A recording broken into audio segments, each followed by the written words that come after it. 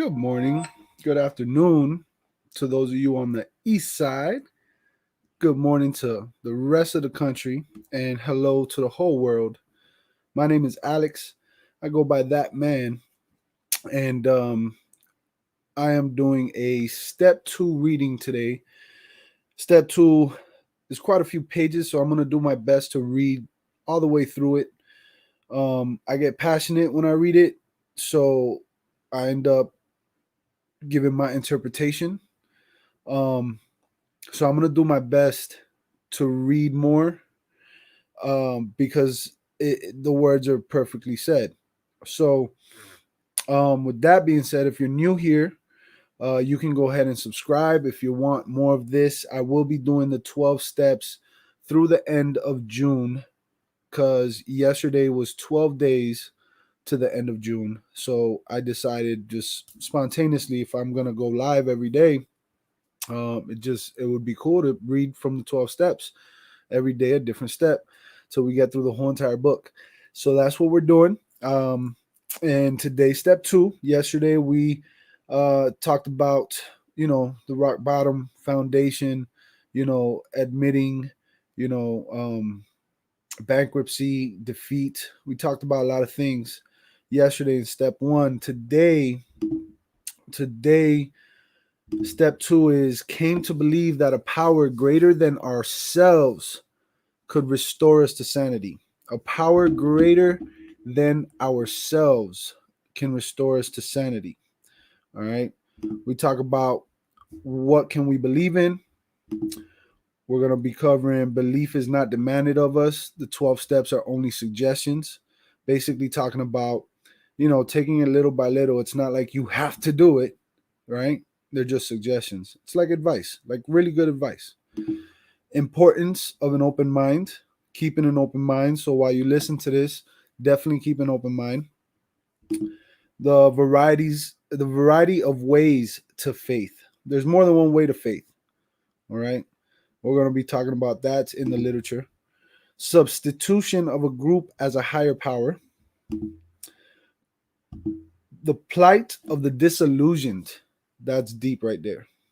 The unfortunate circumstance of the disillusioned. All right. How many of us are disillusioned or have been disillusioned? You know, you had this belief and this hope and all this stuff, and nothing ever worked your way, and it made you change your faith or your belief. Roadblocks of indifference and prejudice. The things that stop us is ourselves, right? The roadblocks of indifference, of not caring, of not really caring, and then prejudice, like judging things before you really know. We're going to cover lost faith found in a group. All right. We're going to cover problems of intellectuality and self-sufficiency. We're also going to speak on negative and positive thinking, self-righteousness. Like I told y'all, it's a lot. All right. Defiance is an outstanding characteristic. And ultimately, step two is a rallying point to sanity. All right.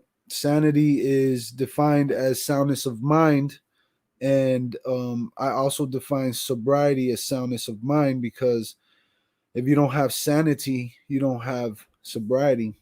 But again, this is not simply for addicts. So it doesn't matter if you are a recovering addict, if you're an addict, doesn't matter if you're just a regular person. The 12 steps are life principles that if you apply them, your life will ultimately lead towards happiness and purpose. And that's what the whole concept of the 12 steps really is.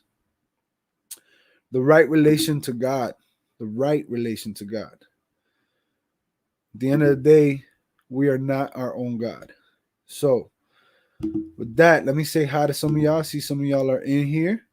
Let me see. We're going to start with CDL Picker. What's up, man? It's good to see you. Reselling rock stars, welcome.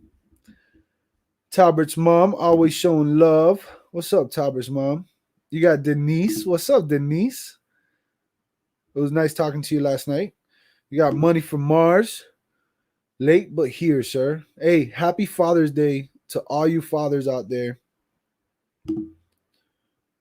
Y'all make sure that you do whatever you want today. All right? Do whatever you want. Tim Powell, what's going on, brother? Let's see. We got the crazy car. Mike, what's going on, man? Thank God you believe in God. Too many don't now. Yep. That's what it is, man. That's what it is. Everybody got to believe in something. And that's what this step is about. This step is really about finding sanity, right? Having a soundness of mind and all that. And in a way, it's about faith. Step 2 and step 3 together are about faith. This is simply opening your mind up to, to faith. So, so we're going to jump right into it if y'all don't mind. Right, because like I said, this is a long one. This isn't the longest step to read in the whole thing. I mean, we're only here, and I got them all. I've had them all like sectioned out like this, but this is definitely one of the longer ones, and it's one of the deeper ones and harder ones to really comprehend. Like, I would suggest, getting yourself this book, and reading through it little by little. You know, like, again, it does not have to be because you're an addict. You don't have to be an addict. You could be suffering from anything else in life. All right, your relationships are suffering, your finances are suffering, your health is suffering. So many things that you can apply these principles towards that will improve those aspects of your life. Right? So step 2 says, came to believe. What's going on, Catherine? Good to see you. Let's do this. Boom. All right. Came to believe that a power greater than ourselves could restore us to sanity. All right. This is where the process is taken. All right. So the moment they read step 2, most newcomers are confronted with a dilemma. All right. Dilemma is basically, are you really done?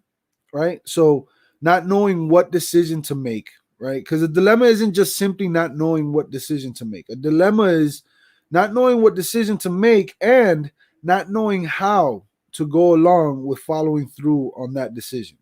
That's how I understand the word dilemma. Okay. Sometimes a serious one. How often have we heard them cry out, look what you people have done to us. You have convinced us that we are messed up and that our lives are unmanageable. Having reduced us to a state of absolute helplessness, you now declare that none but a higher power can remove our obsession. Some of us won't believe in God, others can't, and still others who do believe that God exists have no faith whatever he will perform this miracle. Yes, you've got us over the barrel, all right, but where do we go from here? See, this is all old, like the way they used to speak is different. Like, I've dissected this stuff to really understand it, like when they say, so this is basically somebody rebelling, somebody who just took step 1 and realized they need help and admitted it, right? Freely and openly accepted the gift of admitting that they had a problem. Somebody now is being told, you have to come, they're interpreting it as, I have to come to believe in a higher power, right? That's how they're interpreting it. So they're rebelling because they don't want to, because again, and let me know in the chat, like, how many of y'all can relate to this? We are not our own God. We are not. So that's the rebellion that you hear in what I just said, right? But when they talk about over the barrel, see, back in the day, it was called barrel fever in like the 20s and 30s in England, where like when somebody was hung over, people would get dumped head first in a barrel to take away a hangover or the shakes, right? Like they'll get the shakes. Like an alcoholic, they have those withdrawal symptoms. They'll dump them in a barrel to try to get them over that. That's what they used to do back in the day. I don't think it ever worked, but that's something they used to practice. So that's what they mean when they say, yes, you've got us over the barrel, all right. Yes, we understand we have a problem, right? But where do we go from here? So let's look first at the case of the one who says he won't believe, the belligerent one. He is in a state of mind which can be described only as savage. His whole philosophy of life, in which he so gloried, is threatened. It's bad enough, he thinks, to admit alcohol has him down for keeps, or your relationship has you down for keeps, or your job has you down for keeps, like something, whatever you're struggling with has you down. It's hard enough to admit it, right? But now, still smarting from that admission, he is faced with something really impossible. How he does cherish the thought that man, risen so majestically from a single cell in the primordial ooze, is the spearhead of evolution and therefore the only God that his universe knows. Must he renounce all this to save himself? All this juncture, his advisor says, usually laughs. This newcomer thinks is just about the last straw. This is the beginning of the end. And so it is. The beginning of the end of his old life and the beginning of his emergence into a new one. His advisor, sponsor, counselor, friend, confidant, right, probably says, take it easy. The hoop you have to jump through is a lot wider than you think. At least I found it so. So did a friend of mine who was a one-time vice president of the American Atheist Society, but he got through with room to spare. All right? An atheist. He's saying his best friend also thought that this was too much, right? And he was an atheist, but he got through. He got through. He was able to practice this step. Let me check out the chats. Let me check out the chats. What's going on, James? Good to see you, Catherine. All right, guys. Keep listening. Keep listening. Well, says the newcomer, I know you're telling me the truth. It's no doubt a fact that these principles are practiced by people who once believed as I do. But just how, in these circumstances, does a fellow take it easy? That's what I want to know. That's what this rebellious person is that was first like, yo, what do you mean, man? You mean I got to now I gotta believe in a higher power? But wait, no, I'm belligerent right now. I believe in myself. I believe I'm God. Like, how? What do you mean? And now he's saying, all right. So how is it? How is it that I'm going to take it easy, right? So that, agrees the friend, is a very good question indeed. I think I can tell you exactly how to relax. You won't have to work at it very hard either. Listen, if you will, to these three statements. First, this program does not demand that you believe in anything. All right? This program does not demand that you believe in anything. All of its 12 steps are but suggestions. Second, to get sober and to stay sober, sound of mind, to regain your sanity, all right? You don't have to swallow all of step 2 right now. Looking back, I find that I took it piecemeal myself. Third, all you have to do is, all you really need is an open mind. That's all you really need. That's it. Just an open mind. Don't block it. Don't second guess it. Don't question it. Just take it in, right? That's what they're saying. Third, all you really need is a truly open mind. Just resign from the debating society and quit bothering yourself with such deep questions as whether it was the hen or the egg that came first. Again, I say, all you need is the open mind. We talk about this stuff on the Bad Boys Live. We always bring things up like this. This is why we bring this stuff up. So, we talk about these things for a reason. We've talked about the chicken or the egg. The sponsor continues. Take, for example, my own case. I had a scientific schooling. Naturally, I respected, venerated, even worshipped science. As a matter of fact, I still do, all except the worship part. Time after time, my instructors held up to me the basic principle of all scientific progress: search and research again and again, always with the open mind. Science is the same way. When I first looked at this program, my reaction was just like yours. This stuff, I thought, is totally unscientific.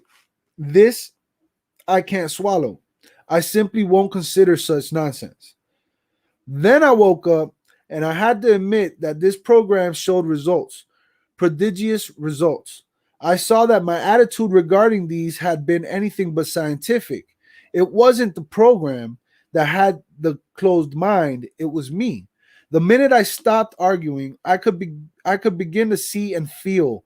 Right there, step two gently and very gradually began to infiltrate my life. I can't say upon what occasion or upon what day I came to believe in a power greater than myself, but I certainly have that belief now. To acquire it, I had only to stop fighting and practice the rest of the program as enthusiastically as I could. This is only one man's opinion based on his own experience, of course. I must quickly assure you that many have tread innumerable paths in their quest for faith. If you don't care for the one I've suggested, you'll be sure to discover one that suits if only you look and listen. All right? So he's basically saying, what I believe in doesn't mean you have to believe in it. I can have my faith and it works for me. And I suggest it because I know it works for me. But you don't have to believe in what I believe in. What matters is that you do believe in something. So are you there yet? Do you know what you believe in? Do you have faith?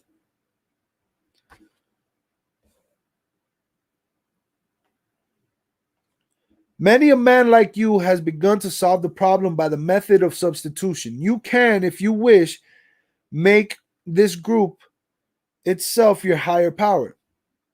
A group of friends. Role models. Parents, dude. How many of us really expressed ourselves to our parents? I know I didn't.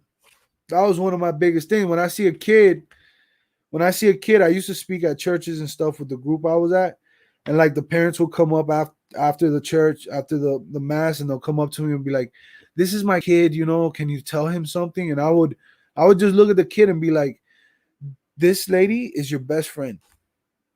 You know that, right?" And the kid would be like, "Yeah, yeah." I'm like, always be honest with her. She wants the best for you. But again, that's me telling a kid that. So it goes in one ear out the other most of the time, but it's still the thought, If only us, as innocent as we were when we were little, naive, young, were given all this advice, and if only we would have been honest with what we were actually going through instead of hiding it because we were afraid of being told what to do. Because at that age, we believe we're our own God. As much as as much faith as might be instilled into us, we still believe we're the ones that are in control of everything. Like, we decide. You get what I'm saying?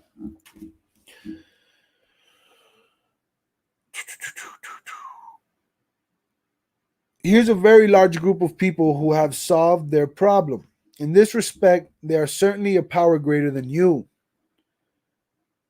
who have not even come close to a solution. Right? Surely you can have faith in them. Even this minimum of faith will be enough. You will find many members who have crossed the threshold just this way. All of them will tell you that once across, their faith broadened and deepened. Relieved of the obsession, their lives unaccountably transformed. They came to believe in a higher power, and most of them began to talk of God. That was me.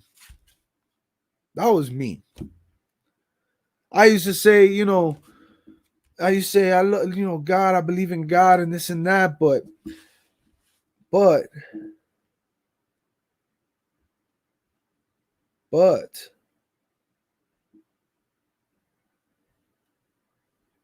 I had a lot of other issues. The plight of the disillusion right there. That was me. I was belligerent. As much as I would say I believed in God, and I did believe in God, things didn't work out my way ever, right? Ever. So I used to always, it got to a point where I stopped believing, you know, and I had to go through a lot of things, and it felt like I was walking alone. I know now I never did walk alone, because if I did, I wouldn't have made it. But back then, it felt like I was walking alone because nothing was working out my way.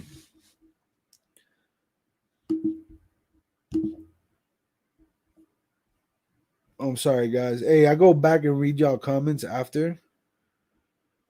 Amen, Towers mom. That's not what we were talking about. So see, that's exactly what it is, right? What it's talking about, what it was talking about earlier about the chicken and the egg, is to just refrain, like stop that argument, like that debate. It's pointless because everyone's right when it comes to that. You get what I'm saying? Like the chicken did come first. No, the egg did come first. Like we're gonna argue and waste this time instead of like just opening our minds. Like just open your mind. Just forget who came first. It doesn't matter. That does not matter. You get what I'm saying?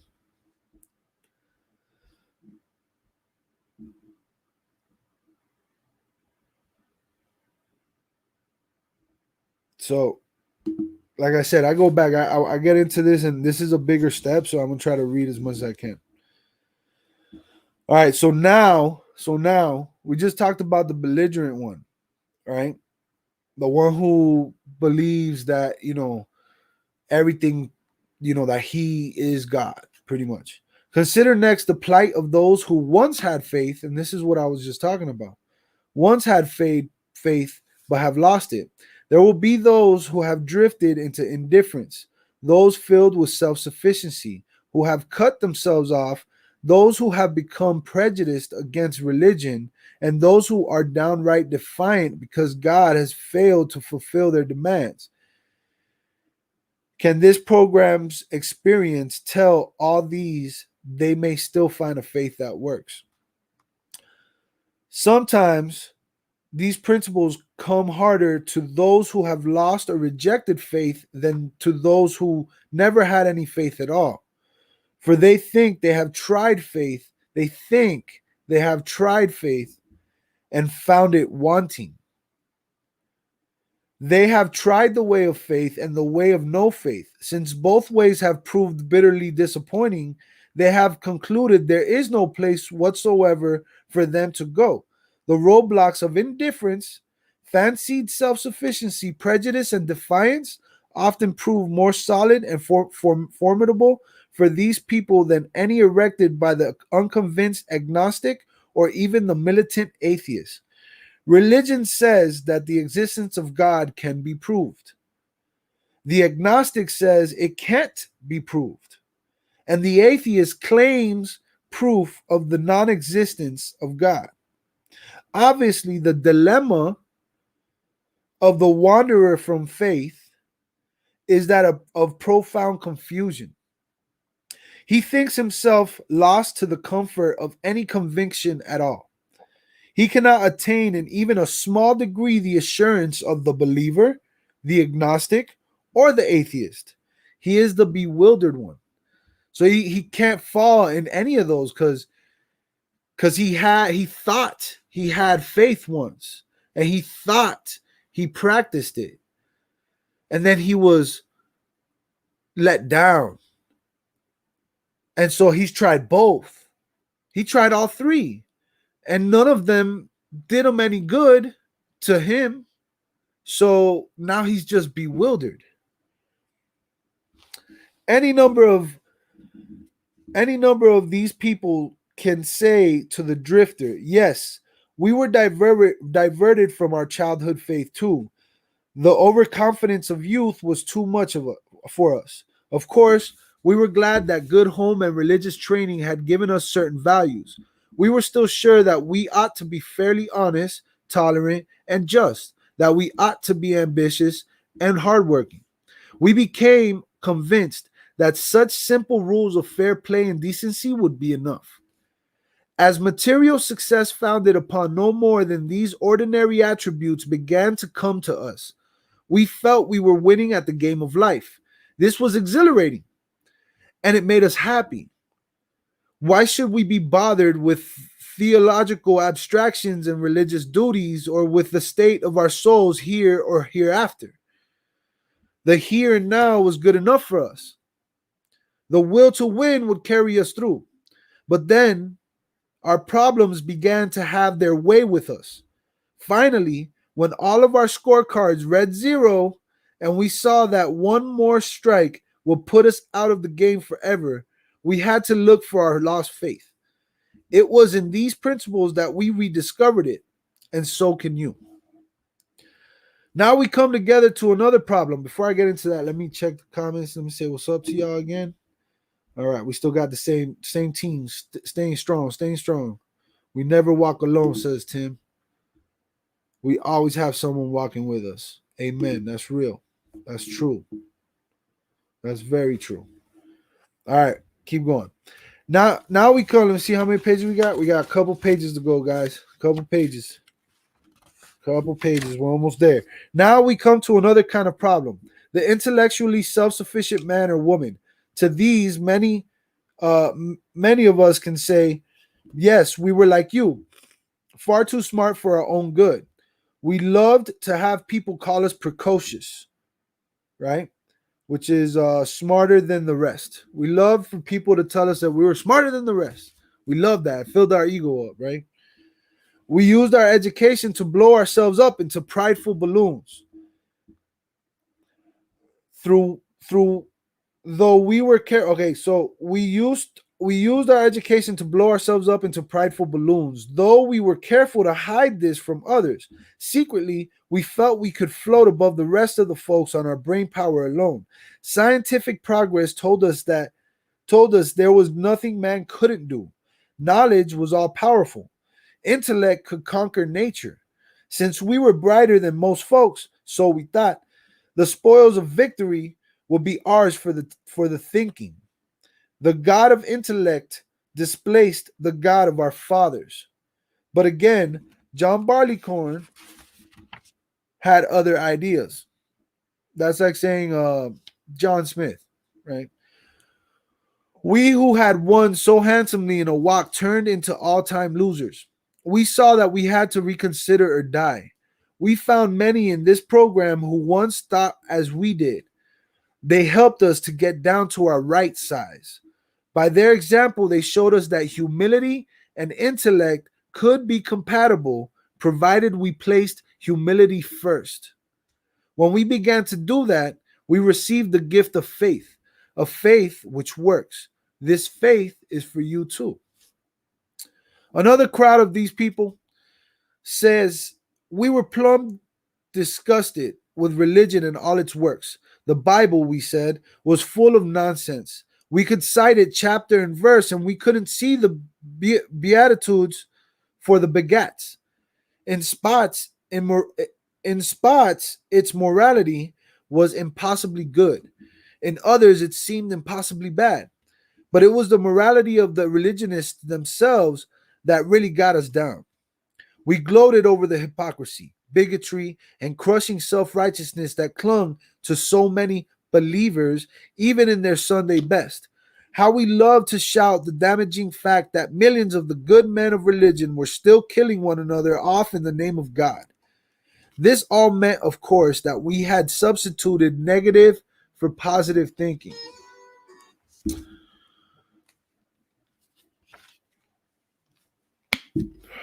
Negative for positive thinking. Excuse me. Time to eat. All right. After we came to this program, we had to recognize that this trait had been an ego-feeding proposition. In belaboring the sins of some religious people, we could feel superior to all of them. Moreover, we could avoid looking at some of our own shortcomings. Self-righteousness, the very thing that we had contemptuously condemned in others, was our own besetting evil. This phony form of respectability was our undoing, so far as faith was concerned. But finally, driven to this program, to these principles, we learned better. As psychiatrists have often observed, defiance is the outstanding characteristic of many of us. So it's not strange that lots of us have had our day at defying God Himself. Sometimes it's because God has not delivered us to the good things of life which we specified, as a greedy child makes an impossible list for Santa Claus. More often, though, we had met up with some major calamity, and to our way of thinking, lost out because God deserted us. The girl we wanted to marry had other notions. We prayed God that she'd change her mind, but she didn't. We prayed for healthy children and were presented with sick ones, or none at all. We prayed for promotions at business, and none came. Loved ones upon whom we heartily deepened or depended, loved ones upon whom we heartily depended were taken from us by so-called acts of God. Then we became drunkards and asked God to stop that, but nothing happened. This was the unkindest cut of all. Damn this faith business, we said. When we encountered these principles, the fallacy of our defiance was revealed. At no time had we asked what God's will was for us. Instead, we had been telling Him what it ought to be. No man we saw could believe in God and defy Him too. Belief meant reliance, not defiance. In these principles, we saw the fruits of this belief. Men and women spared from alcohol's final catastrophe. We saw them meet and transcend their other pains and trials. We saw them calmly accept impossible situations, seeking neither to run nor to recriminate. This was not only faith, it was faith that worked under all conditions. We soon concluded that whatever price in humility we must pay, we would pay. Now let's take the guy full of faith, but still reeking of alcohol. All right? He believes he is devout. His religious observance is scrupulous, which means moral integrity, having a strong regard for what is morally right and just. All right? He's sure he still believes in God, but suspects that God doesn't believe in him. He takes pledges and more pledges. Following each, he not only drinks again, but acts worse than the last time. All right? Valiantly, he tries to fight his problems, imploring God's help, but the help doesn't come. What then can be the matter? To clergymen, doctors, friends, and family, the problematic one who means well and tries hard is a heartbreaking riddle. To most of those who practice these principles, he is not. There are too many of us who have been just like him and have found the riddle's answer. This answer has to do with the quality of faith rather than its quantity. This has been our blind spot. You know, person's always screaming, hallelujah, amen, praise Jesus. Right? Always throwing it in your face. Right?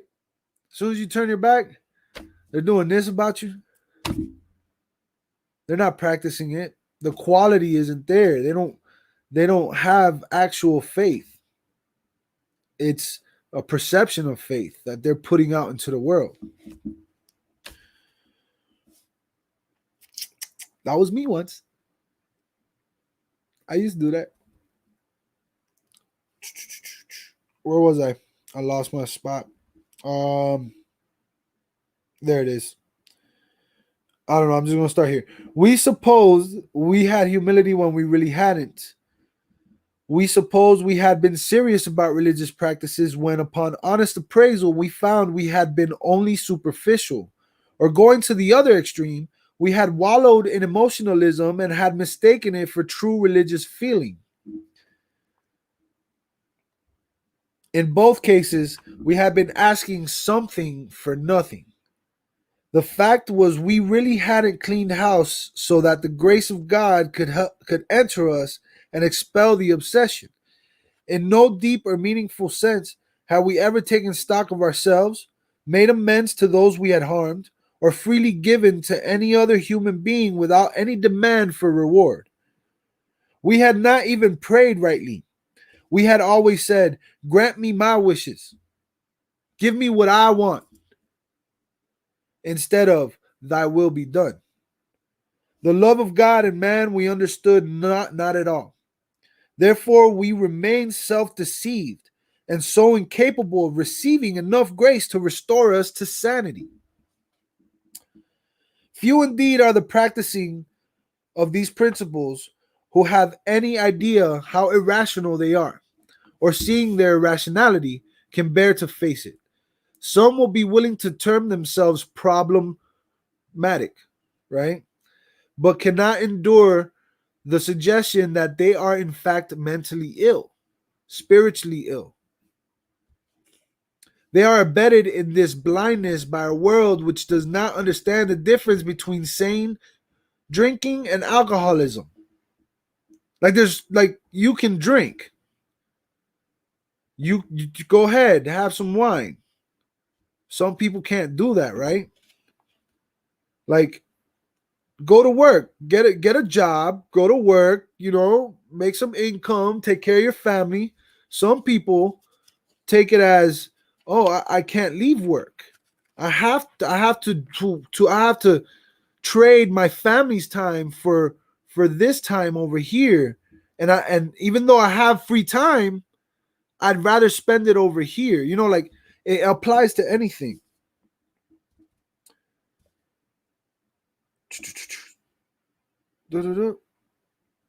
Sanity is defined as soundness of mind. Yet no one soberly analyzing their destructive behavior, whether the destruction fell on the dining room furniture or his own moral fiber, can claim soundness of mind for himself. Therefore, step 2 is the rallying point for all of us. Whether agnostic, atheist, or former believer, we can stand together on this step. True humility and an open mind can lead us to faith, and every person practicing these principles in a setting is an assurance that God will restore us to sanity if we rightly relate ourselves to Him. If we rightly relate ourselves to Him.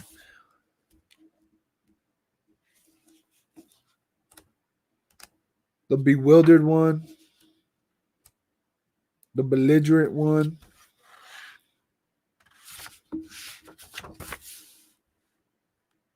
the one who had it and lost it.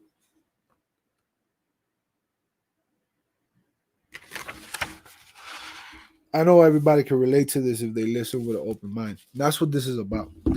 Open-mindedness. Restoring sanity by coming to believe. It's little steps, little action steps that you take. Not even action steps. They're not even actions. It's not even actions. Coming to believe that your life could change. Provided that you don't believe that you can do it on your own. That there's something stronger than you. Because remember, step 1 was all about powerlessness, right? You trying to have power over something that you don't have power over because it's stronger than you. They talk about drugs and alcohol, but it's really about attitudes. It's really about the way you think and the way you feel. So that's what we got. I'm going to address some of y'all. Let's see what we got here. Talbert's mom says this is deep stuff. It is. It is. It's a bit much. It's a bit much. Most people will click on this little live, hear me say the word God, and they'll disappear because they're closed-minded. Point blank period. I say the truth. Tell you the truth.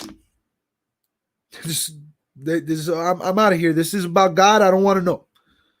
When if they would have listened, they would have understood that it's not about God. It's about you and your relationship to a higher power, to something more powerful than you, something that can take you out of whatever misery you're in. It could be anything. It could be your chess club. You could be part of a chess club playing chess, and that could be your higher power.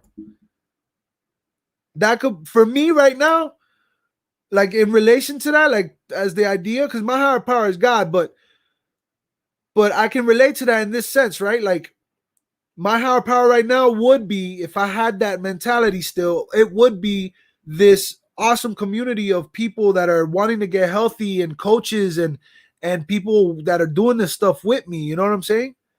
Like Sarah, you know, I put my faith in Sarah. I put my faith in, you know, all of them combined together, not her alone, but all of them combined together. We work with each other. We help each other, right? That's the concept of it. It's not about you need to believe in God. You need to be religious. You need to do this. You need to do. It's not about that. Far from it. Shoot, you can go your whole life without believing in God. Your whole life. The whole thing. And still practice these 12 steps. And still practice these principles. And still live a happy and purposeful life. I can tell you though from experience that it does make it a bit harder. Because in step 3, we talk about independence. Tomorrow, we're going to talk about real independence and how real independence comes from dependence. All right. My favorite part of step 3 is where they talk about the electricity, how unconscious we are of the dependence we have on things, and how that dependence that we're unconscious of makes our lives easier to live.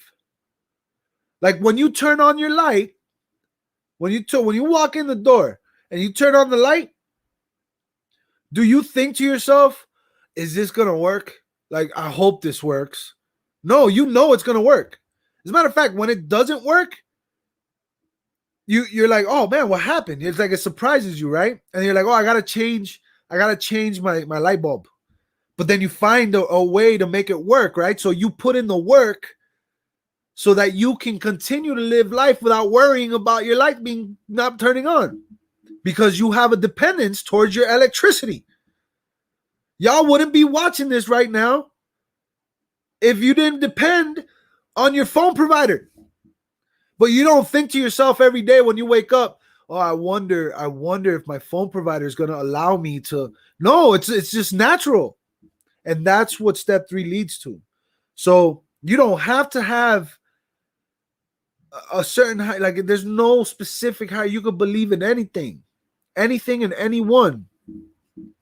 Because eventually it will become something that's you don't even think about. It's completely unconscious actions of you working your faith. You believing that God's got this. So that's what we're going to cover tomorrow. But what's up, Shara?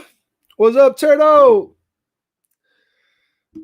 Tyler's mom says that's God's way or not our way. But we want his ways. You're right. That will be done, like I said, like we talked about. So if you're just tuning in, you want to watch this, I read through the whole step 2 real quick. I read through it a lot faster than step 1. Step 1's smaller, so I read through it a lot faster. I tried not to interrupt that much, and we covered all these topics right here. We covered, obviously, came to believe that a power greater than ourselves could restore us to sanity, what we can believe in. We covered belief is not demanded of us. The 12 steps are only suggestions. The importance of an open mind, the variety of ways to faith, substitution of a group as a higher power, which is what I was just speaking about, the plight of the disillusioned, the person who once had faith and and also didn't have faith and just didn't know where they belonged because nothing ever went their way. The roadblocks of indifference and prejudice, the lost faith found in a group. We talk about problems of intellectuality and self-sufficiency, where there's nothing wrong with intellect, and having humility, as long as you put humility first. You put humility in front of intellect, you good. You can be the smartest man in the world, but if you don't have humility, you're gonna be arrogant. You're gonna have a huge ego. Your friends you're not gonna have friends. People do not want to listen. You can have all the knowledge in the world, and you're not gonna be able to teach nobody anything because no one's gonna want to listen to you. So put humility in front of intellect. Negative and positive thinking. We always talk about that. Bad Boys Live tonight at 9 p.m. Eastern, 6 p.m. Pacific. All right, we're gonna just talk. There we just talk. We don't read from a book really, unless Oscar's not there or whatever. But I just talk. I tell how my week's been, and then I give y'all an example of how I overcame things and things like that. And so does Oscar. It's basically where we tell your truth through ours, sharing what we've overcome to help lead you to financial, emotional, and spiritual freedom, so you can ultimately live a happy and purposeful life. So that's tonight, 9 p.m. I know it's Father's Day, so it is what it is. People might not make it, but it's all right. We talk about self-righteousness. All right. We talked about all these things. We talked about defiance and an outstanding characteristic. We talked about step 2 is a rallying point to sanity. It's where we come together to find sanity, to find soundness of mind. I can't tell you how many people call me and text me and messenger me and DM me with problems. And I welcome it. All right? I make time for things like that. I don't get paid for it. I don't ask to get paid for it. I don't care about that. I provide my ear. And then if I'm asked, I give my point of view. It's just my opinion, but I give it when I'm asked. But I can't tell you how many people come to me with problems. And these are your solutions to your problems. All these people, for the most part, they don't have soundness of mind. Whatever their problem is has put them in a state of imbalance, has made their life a dilemma. Because not only do they have a problem, but they don't know how to go about addressing that problem and finding a solution. You don't know what to do, right? That's an imbalance.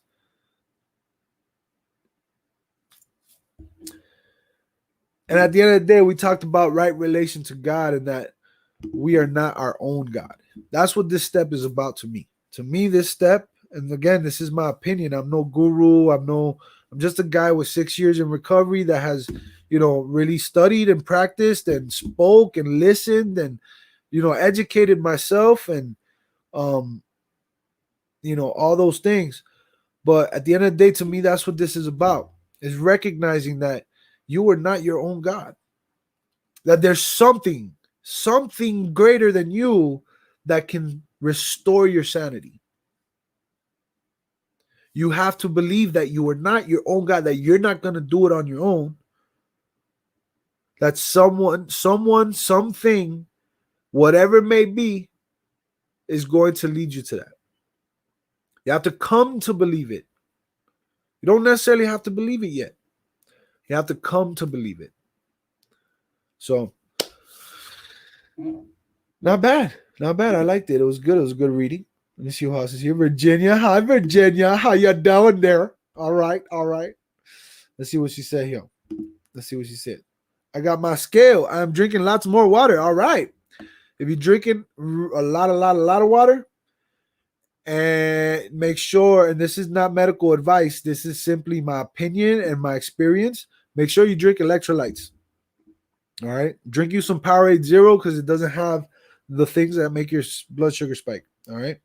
Gatorade Zero does, believe it or not. So Gatorade Zero, even though it might taste better to some people, it just there's something in it that supposedly, and again, these are just opinions. I just stick with Powerade Zero because that's what I was told, because I put my faith in my higher power, right? My faith was like, yo, these people know more than me, so I'm gonna listen to them, right? I'm gonna have an open mind instead of being like, yo, but I like Gatorade Zero more. No, I was like, okay, they said Powerade Zero, that's what I'm doing. I'm putting faith to work. You get what I'm saying? So Powerade Zero, Virginia. Susan, what's that? Sober clean 20 years now. The steps really well. Know the steps really well. Yes. Congratulations. 20 years. That's a blessing. That's a blessing. One day at a time. One day at a time. And for those of you who've never read this, you might notice that, like, or you won't notice, but there's a lot of words that I'm not saying. I'm trying not to say alcoholic. I'm trying not to say certain things, because I truly believe that this can be applied by anyone. I know for a fact that there's many successful people in this world that have applied these principles in their life by reading them, practicing them. And they weren't alcoholics or drug addicts or any form of addict. You know, they were simply just practicing the principles because these are really good principles. They come from morality. You know what I'm saying? Like the good things that we were taught as a kid. Like yesterday I talked about, like, things that we were taught in the 80s don't necessarily apply now, right? Because, that was the 80s. This is 2021. That was 40 years ago, you know? And now things are different. We got technology. Like, you can literally snap your finger and find the answer to anything. Like, why? Why? Honestly, like, why? Like, why? Why do things the way it used to? But the morals, the moral fiber, right? The things that we were raised upon to really believe and really practice, to be good human beings, those things will never fade. Those things are the principles. Those things are in this book. I asked yesterday, like, I asked, what's one thing that someone, like a father figure or role model taught you, like a lesson that you learned from them? There were a lot of people with a lot of answers. A lot of people with a lot of answers. And those are morals.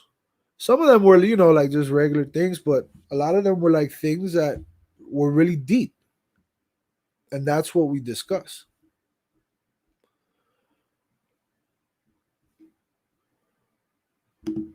Turtle says, but we must also remember that we want God's will to be done. That's right, because we cannot comprehend his reasons why some of our prayers are not answered. They want. I tell all the time, man. I tell, like, people go through things, and I'm like, it's hard to tell people sometimes, because sometimes you feel like they're not gonna understand, and even sometimes it might feel a little cold, right? But it's, to me, that's what I believe. I believe that at the end of the day, it's not our will. Like, we have will, we have willpower. That's the one thing God gave us that we control. It's up to us to do what we do with our lives. That's why we need to take responsibility for our actions, right? We have that. Um, but ultimately, we don't have control over anything. We're given choices. We're the ones who make decisions. God's will are the choices that he gives us. The decisions we make are the will that we act on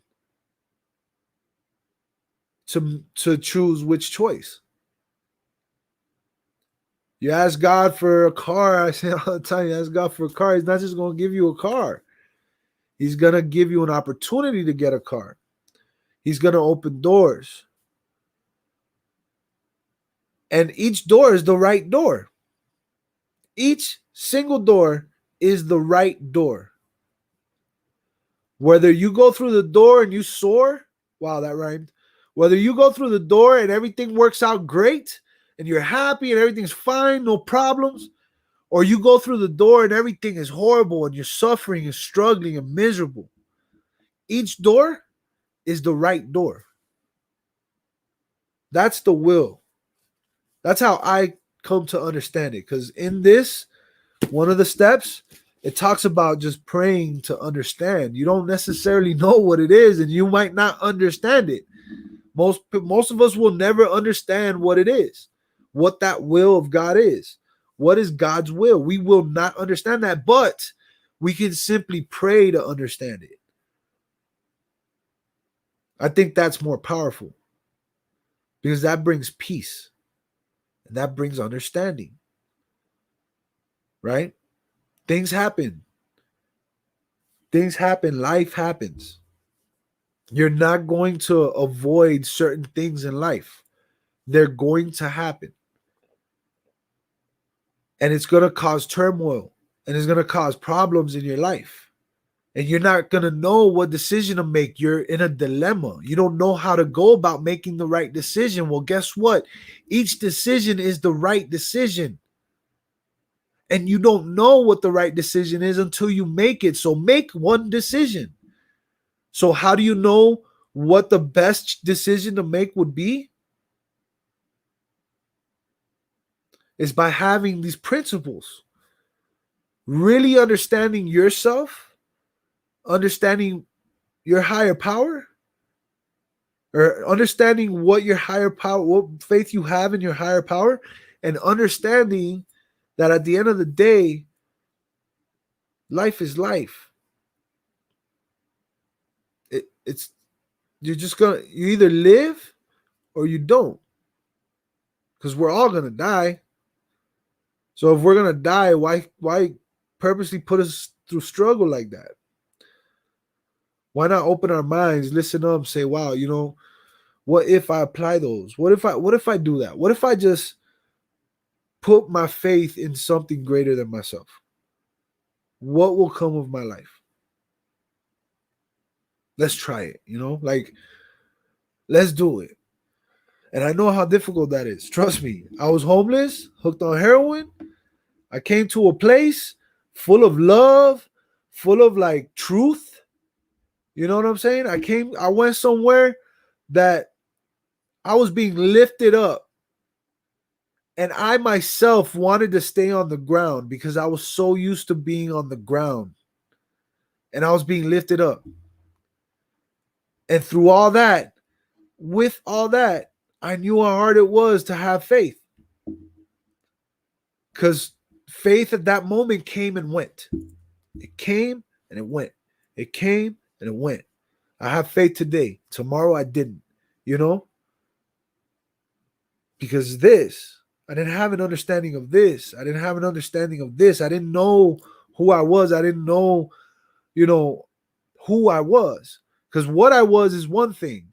Where I was is another. When I was, how I was, all those wases are a whole different kind of was.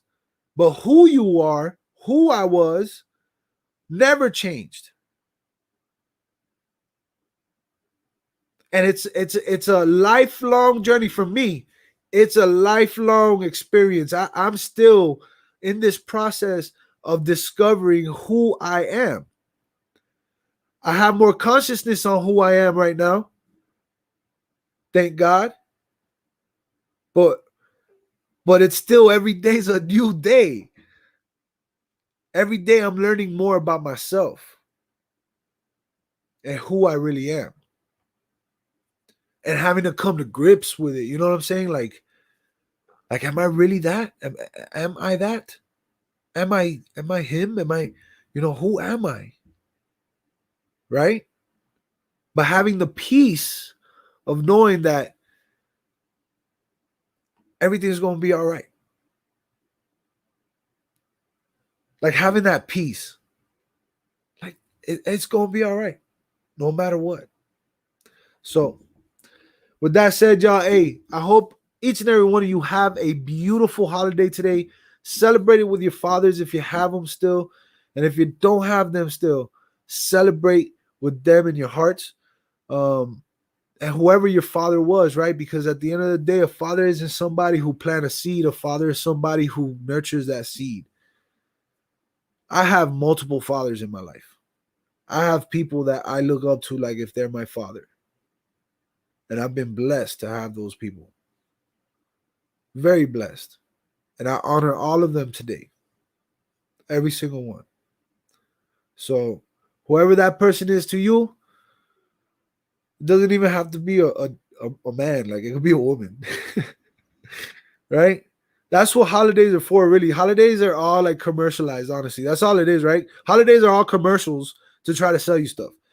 But at the end of the day, they're also great reminders of how we should live. Like when people's birthdays come up, I message them. I message people's birthdays. Sometimes I miss people because I'm doing, I get stuck doing stuff. I try to get back to them. But I'm personally send people messages. I sing to them. I tell them happy birthday. And I always tell them, remember to celebrate every day like it's your birthday. And that's why you're having a birthday today, is to remind you that your life is worth living. I tell people that because I mean it. Like I genuinely believe that. And I also say it so that I can hear it. Because just like everybody else, I'm imperfect. I am imperfect. And when you hear somebody saying some positive stuff, usually it comes from a place of negativity. Usually it comes from a place of understanding why that positivity is so powerful. Your influencers and stuff like that, the real ones, the ones that speak from here, the reason they speak from here is because they understand what it's like to feel the opposite of whatever they're saying. So when they say positive stuff, it's because they're trying to remind themselves. That's how we overcome things. Positive over negative thinking, y'all. Look right here. Negative and positive thinking. We replaced positive thinking with negative thinking. Now it's time to replace negative thinking with positive thinking. So, hey, I love y'all. All of y'all. I almost did a Dr. Dre song. Sarah knows what I'm talking about. If you're still listening, you know what I'm talking about. Thank you. Johnny says, thank you, Alex. I will have to catch the replays this week, but we'll tune in again this weekend. Keep up the great work, brother. Thank you. Thank you, Johnny. Catherine says, today's very hard for my husband, Jim. We lost our 43-year-old son, Jojo, on March 22nd. Sorry to hear that, Kathy. I know.